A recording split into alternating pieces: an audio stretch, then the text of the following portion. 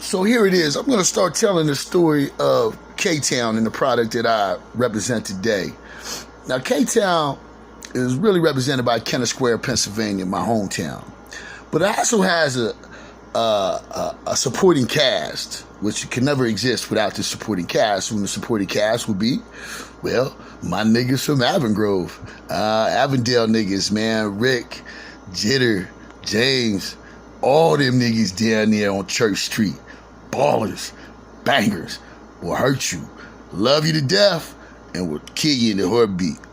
These guys are enforcers. These guys are our first line of defense to Kennett, right? Then right next to them, we got West Grove niggas. Now that was kind of fringy.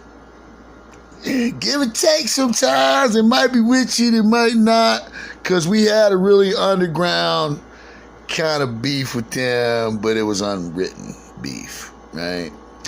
But Avongrove and West Grove were really close, right? Just like Kennett and Tough Ketterman. There's another little spot called Tough.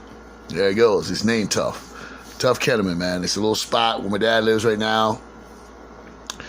And it probably produced some of the craziest and Hills Have Eyes / mafia / baller motherfuckers I've seen. Man, Tough's no joke.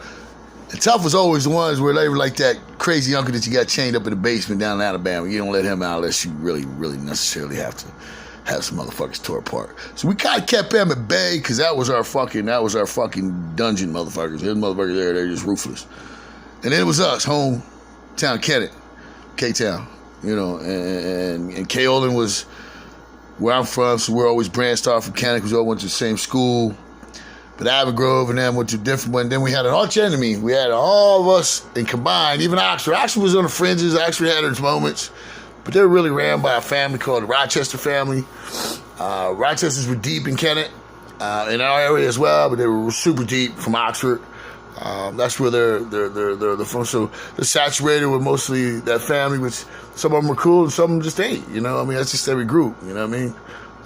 Sometimes, you know, you can count on them, sometimes you can't. So it just depends on which Rochester you're rolling around, but they all have a stigma about them. They all have a thing about them, and it's just the way it is back home. Nothing good, nothing bad. It's just, you know, Rochester's Rochester. You know what I mean? This is it. Anyway. So the law of the land was, you know, so we held it down, you know, and so Avongrove cats were more flamboyant. They were more showy, more, you know, bling blingy, if you will. Nice cars, you know. These niggas have a $250,000 goddamn car in front of a trailer. You know what I mean? These cats is gangster. You know what I mean?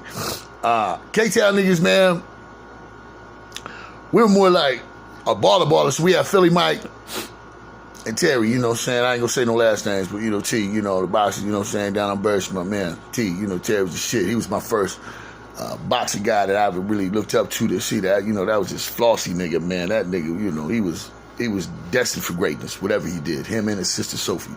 I had a crush on Sophie since I was a little boy.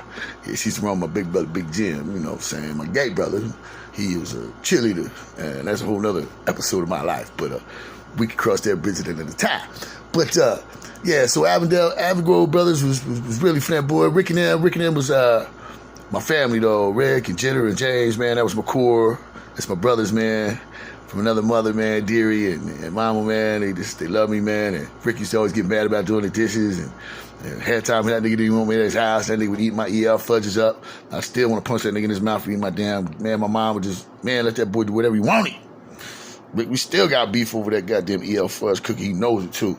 But anyway, that was my family there, and then I had my family in K-Olin, and then I had Ali and Cyrus and Richard's family and Richard's whole family down on Bird Street, and Richard was really my introduction to black people. Richard Snowden and his family was the first time I've ever met a family, black family. I was raised white, and the first time I've ever met a whole dynamic of a family that, you know, the aunt lived there with the kids, and the grandma was there, and the uncle was upstairs, and the one from prison lived in the basement, and uncles and cousins, you know, the whole dynamic, you know, and a whole bunch of people living in one house, but they made it work.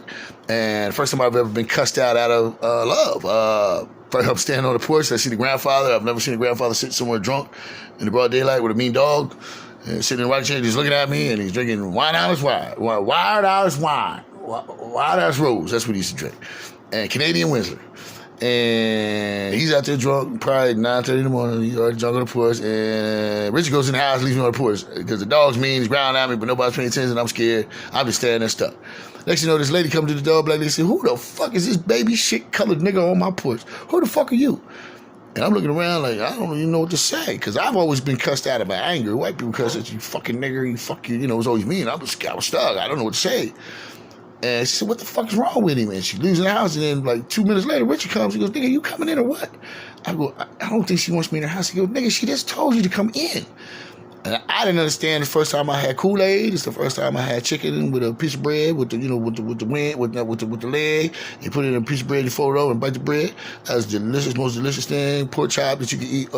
And they showed me the dynamics of black people, and they showed me how it is to be who I am, and it showed me who I was. And I'll always be indebted to that family for allowing the time for me to grow up. And I used to live there basically all the time. I would stay there, and he's at my house, and, you know, we just fed off each other. I mean, the guys from, I used to love living in the hood, man. I'd go down in the hood, man. You know, sometimes they didn't have an electric on, you know, and I thought that was the coolest shit in the world, man. No electric, man. We buy the fucking kerosene here, you know. I thought the shit was fucking cute. You know, and he's like looking at me like, motherfucker. And I thought it was the coolest thing. Man, we'd sit on his porch. No electricity. We didn't need TV in the hood. All you had to do is sit on his patio on his porch. Man, every Friday night, man, it was like one fucking street light. It was right by Ali's porch, man. And that's where all the fights would happen, man. All the OGs. Pop, pop, pop. Every fucking night, man. It was fucking beautiful, man. And then they would come fucking visit my house, and I had all the zoom zooms and wham whams and toys and motorcycles and doom buggies. And